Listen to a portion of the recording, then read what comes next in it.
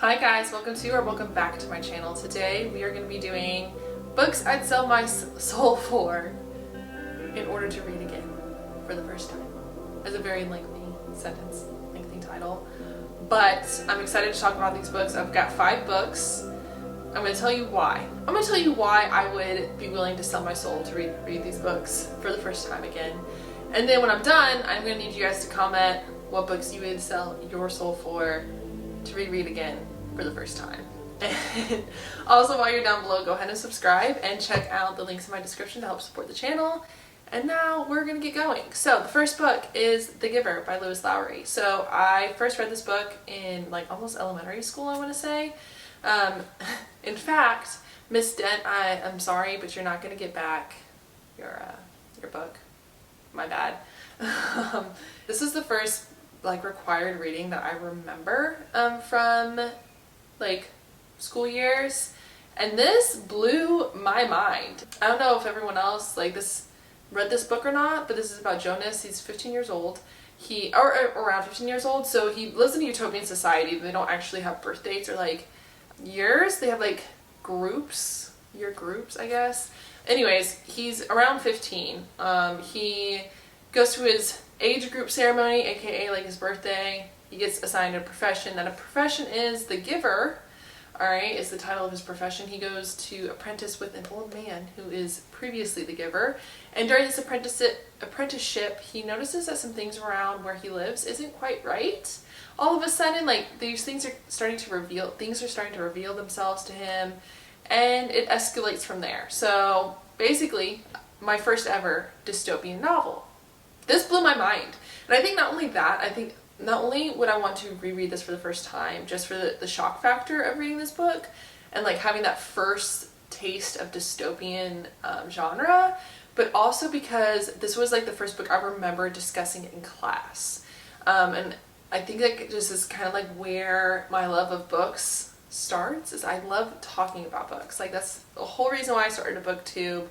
Was because I love talking about books, and I think this is like the first taste of that, like the first assigned reading, like first time you're able to I remember in the class, like we were discussing, like we were theorizing what was actually happening in this book, and when some of the things were revealed, like I said, it was just mind-blowing. And so this is definitely a book that I would love to reread again in that setting, as a child for the first time. Definitely where I got my love for dystopian novels. I think a lot of people who read this book as a kid will know what I'm talking about, because like this is pre The Hunger Games, this is pre Divergent, this is pre The Uglies by Scott Westerfield. Like this is it, right? So no, definitely a book that I would reread for the first time, without a doubt. Love, love, love.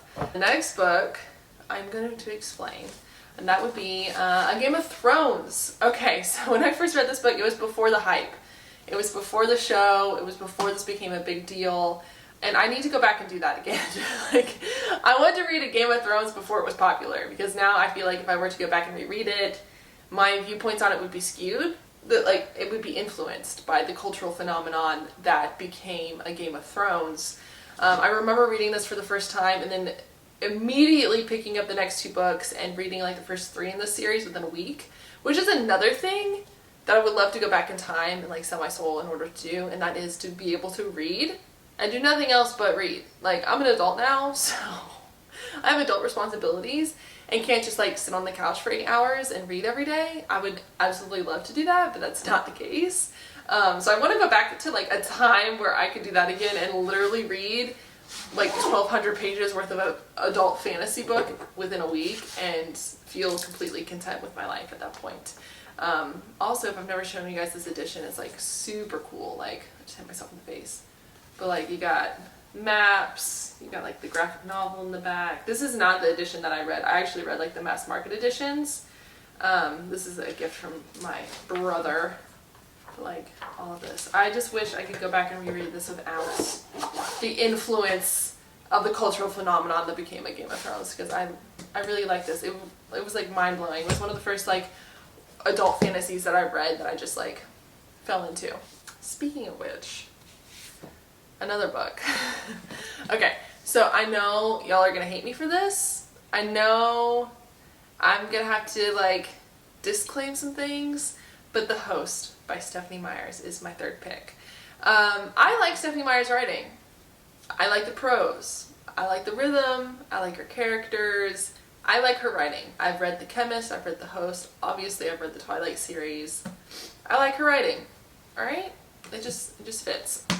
The issue with this book, in like rereading it, is that some people find their issues of consent in this book. I personally disagree, but that's besides the point. The point being that when I first picked up this book, first off, it was once again another like adult book. One of the first few adult books that I read. Secondly, I read this in a day. This 800-page book, I read in a day. I would not be able to do that again. Once again, it's the same thing with Game of Thrones. Like, I wish I could like go back in time and just fall into a story and be able to stay in that story and not be bothered with reality. Sadly, that's not the case, but definitely would want to reread The Host by Stephanie Meyers. If you don't know what this is, I'm about to try to sell you this book. This is a sci-fi book by Stephanie Meyers. This book is about the Earth, which was invaded by aliens, parasitic aliens that implant themselves into human brains and then use the humans as a host body, hence The Host. This book specifically is about an alien who comes from another planet. This is post-invasion. She implants herself into a rebel human. Like I said, post-invasion, so rebel human. And she finds that it's a lot harder to control this human. And what happens is that the other aliens catch on to the fact that she's not controlling her host very well and start to persecute her, and she runs off to the rebel human camp that the human she's inside the body of shows her. And while there, this is where we start to get like the consent issues, is that there are romances that occur.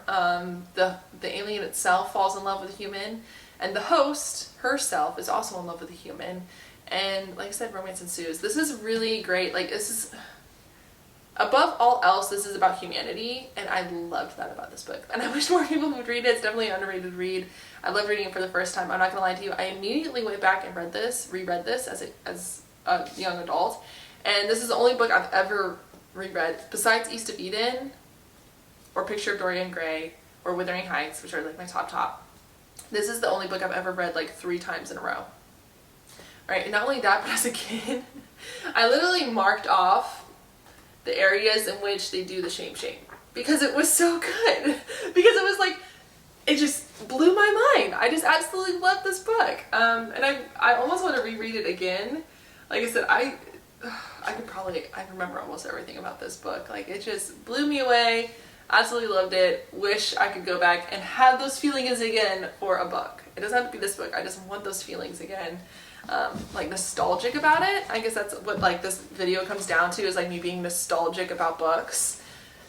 But anyways, on the same route of Stephanie Meyers, you guys know where I'm going with this. Twilight. Say what you want. Everyone can say all they want about Twilight, but I know that if you are on BookTube and watching BookTube videos, that you loved Twilight. Okay, and we just gotta stop shaming people for it, okay? This was an era. This was the OG, okay? We all loved Twilight. Get over yourself. We loved Twilight. I loved Twilight. I read the entire series within a summer. I was there for when they released Breaking Dawn. I cried when we couldn't find the new release of New Moon when the movie came out. I specifically remember making my dad, after work, go drive me to the store to get the movie so I could watch it. And then I cried on my hormonal teenage angsty tears when we couldn't find a copy, and my dad relented, bless him, and we went to another store and found the copy. I know the first movie word by word.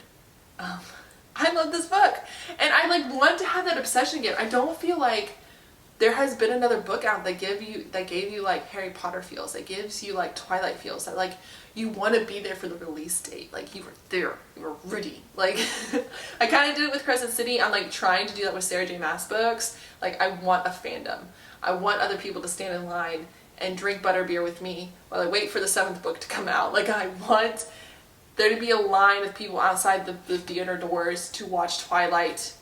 I want the merch. I want the album, like the Paramore album, like the Linkin Park album. Like, I want this in my life again, and I wish Like if I could sell my soul and go back and read this for the first time and be able to involve myself in fandoms like we did when we were kids, I would love that.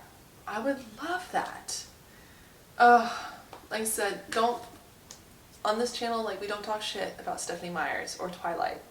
We're not gonna do it, okay? Like, this was a thing. We all need to come to terms with it, okay? We all go to therapy at this point in this generation. We all need to come to terms with the fact that Twilight is OG. Okay, on the same lines, a vampire. Anyone who has been on this channel for like a hot second knows I love vampires. Vampires are a thing in my life. This was not the first taste of vampire I had. In fact, I read Dracula as a child. I don't think it gave me quite as good of an impression as it would if I had gone back as an adult and read it, which I'm planning on doing in October. But Darren Shan, A Living Nightmare, Cirque du Freak, the first book. This truly started the vampire craze in my life. So much so, my legs are falling asleep. So much so that my mother informed me that I needed to stop reading these books. There's like 12 in the series. I went through a whole scene, like a whole scene when I first read these books. This is literally, it's just about a boy who becomes a vampire. That's all it's about. But my mother was concerned for me when I read these books. She said, you need to take a break. You're not going to the library. You're not getting those books. For the love of God, read something else. I think even my teacher was like, you're going to read, I think it was a nonfiction book about Rosa Parks, which was good too, all right? Like, I was like, thanks for showing me nonfiction, I guess, but can we go back to vampires? I fell in love with this. This was like my first taste of vampire. This was it, okay? This, and now, you know, whatever I read later, Dracula's Child, Interview with the Vampire, like this is what started it, okay? And I wish I could go back and reread this. I wish I could be so obsessed with the book that people are concerned for my mental health. Like, this is amazing.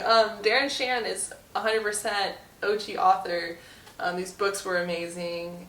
I can't tell you enough about how much I love these. I think I've reread the first 3 books as an adult. I don't know if I probably just need to go ahead and reread the rest. But once again, like, the thing is, like, this is why I'd sell my soul to like go back in time and read them for the first time, is that if I read it as an adult, it just doesn't give me the exact same feels as when I first read it as a kid. If you know what I mean? Like, I thought I was a vampire. Okay?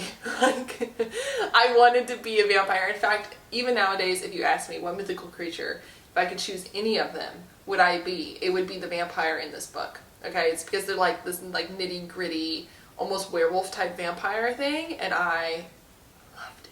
A Vampire Mountain still lives rent free in my brain. It's like the 6th book in the series. But yeah, no, I really want to go back in time and like literally have people concerned for my mental health inform me that I need to stop reading a book. I think that's like the summary of this whole video is like, I wish that as an adult I could get this involved in a book, like this immersed in a book that it becomes part of my personality. And that's so much harder to do when you're an adult, because like once again, like I can't just sit down and read like an 800-page book in a day. Can't ignore everybody. Can't just shut down all responsibilities and read a book. Like that's not feasible. That's not what's gonna happen. And then like not only that, but I wish it could like a book could literally become a part of my personality so much like that people are concerned for me. Like I wish I could go back. I wish we could have fandoms again like Twilight and freaking Harry Potter, and what was another one that came out that like everybody was about, you know what I mean? Like I wish we could go back to that. I wish I could stay up all night waiting for Breaking Dawn to come out. Like, you know, anyone else feel that way? If you do, you need to comment down below. Okay, I think I'm done. Honestly, I've kind of depressed myself now, and I'm gonna go read some books. And I don't know if you heard my child, but he is awake and he is very angry at me, but I wanted to make sure I got this filmed for you lovely people. Anyways, comment down below if there are any books that you feel the same about, that you would sell your soul for. If you decide to do this video, make sure you tag yourself down below, like link your video so I can watch it, so we can reminisce about books that we would sell our souls for. And yeah, tell me if you've read any of these books, if you felt the same. I highly doubt that many people had read Cirque du Freak as a child. let alone Dracula as a child. I was a weird one. But did it become part of your personality? Like, did you think you were a vampire? Did you want to run away with Laurent? Absolutely. I honestly, I didn't even need to look at the back of the book. I wanted to run away with him. I wanted to be a half vampire. Did you cry when a movie came out that you couldn't get your hands on? Do you know Twilight, the first movie, word for word? I do. It's really good. You know? Did you section off the sex scenes in a book? I did. Okay. Alright, I'm embarrassing myself, and this is permanently going to be on the internet in this little corner of YouTube, and I'm done. But anyways, bye. I will see you guys in the next video. Comment, like, subscribe. All my links to support the channel are down below if you'd love to see some more content. And I will see you guys next time. Bye.